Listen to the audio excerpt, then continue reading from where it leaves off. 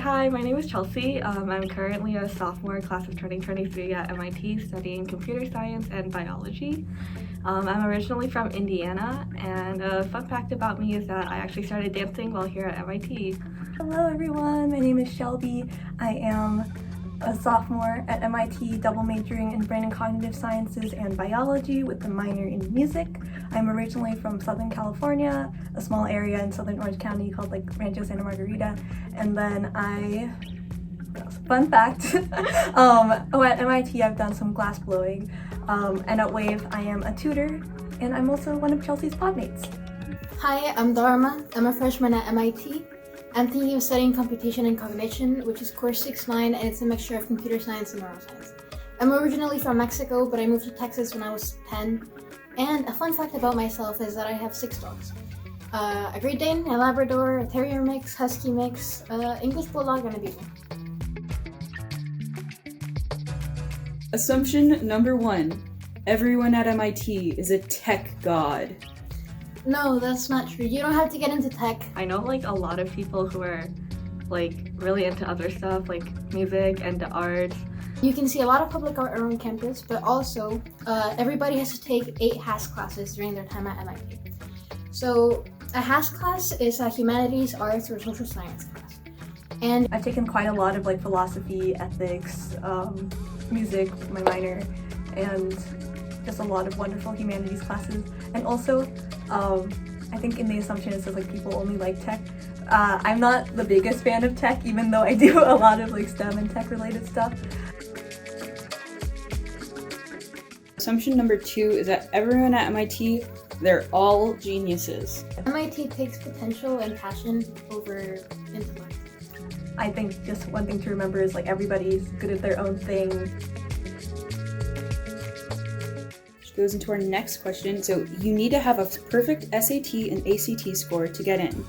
A lot of people at MIT like did really well academically in high school. However, if your score is not in the high end, you can make up for it with like a really good extracurricular activity. And I don't think like anyone is really like disadvantaged by this or they like are like behind in any way. Just because MIT does like a really good job of like helping you catch up and still like learn new things. It's just that MIT admissions doesn't make mistakes. Whoever gets in, it's like you deserve to be here no matter how much you feel like you don't belong sometimes. Another thing is just that there's so many exceptionally talented people that apply to MIT. They can't accept everyone, unfortunately. There's also a lot of other places you could go to where you would receive similar opportunities. So I would say like college admissions is really not like a good way to evaluate yourself. There are smart people in and out of MIT. People believe that there are no parties at MIT.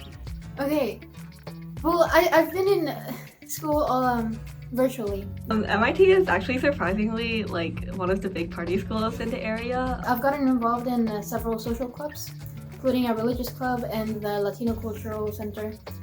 And it's pretty fun. You do get to spend time with people, and no, people are not all just about work. Obviously not now, but back when we were freshmen, we definitely heard about those.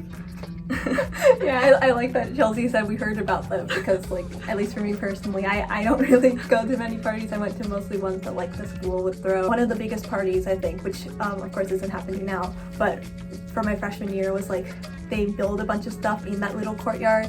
Like, they usually do a roller coaster, but I think last year they did, like, some swinging contraption and just, like, lots of buildy things. And it's just, there's so much crazy, cool stuff going on, like, with engineering that the parties are insane. So definitely no parties here. Yes. Nobody knows that it's called the Massachusetts Institute of Technology. Okay, so from what I've heard, that's more of a joke. So I'm from Southern California. There's quite a few people, especially if they're not like super into like the academic realm, don't even know what MIT is. And I just remember like one time I went to my dentist like after I got into like college and everything, and like She asked me where I was going, and I was like, oh, MIT, and she was like, oh, is that in Michigan? So I feel like even just geographically, like people don't tend to like think that far away from themselves. Another assumption, most of MIT students, if not all, know how to code and have made apps. Okay, that's not true. I haven't made any apps. Everyone links MIT to like CS, and I do know how to code, but that's not. No. You don't have to know how to code. I would say like coding is definitely like an important skill. It's like involved in majors where like normally they would not have a coding class as like a requirement, but somehow it is. And you don't have to learn how to code if that's not something that interests you. There are actually a lot of fields now using a lot of computer science, and it's going to become more and more important in the future. Another assumption, professors don't curve grades. No, they don't. Like if a class grades like a very typical grading range, like 70 to 80 is C, 80 to 90 is B, 90 plus is A. But that's a good thing because actually I was having a conversation yesterday with a friend about this. It reduces competition and it encourages collaboration. If there ever is any curving, it's usually to benefit the student. And the last assumption, the STEM classes are very, very difficult. Okay, so all classes at MIT are challenging. It's not just the STEM classes. I've struggled with all of my classes personally. There's not a single class where I was like, oh, this is a breeze, like I cannot study and get an A.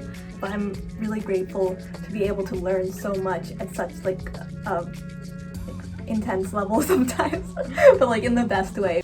I think very, very difficult.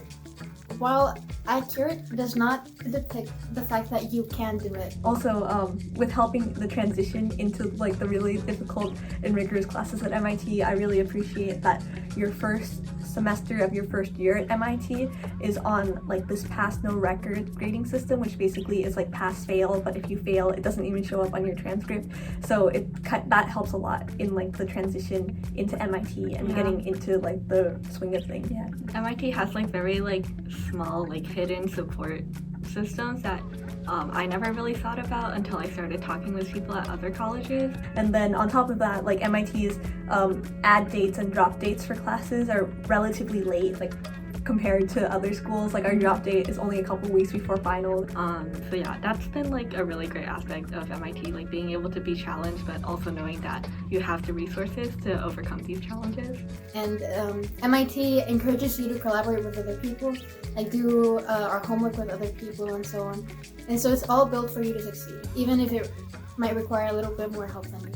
It's just like MIT doesn't have a ranking, like school ranking at all. MIT administration, or like how they run the academic system here, is really helpful in making sure we're supported. I'm very grateful to be here and know amazing people like Chelsea. Okay, and that is all of our questions. Thank you. Yeah. Okay. Yeah, I think that's it. So thank you for watching. Yeah, thank you so much. Good luck with everything.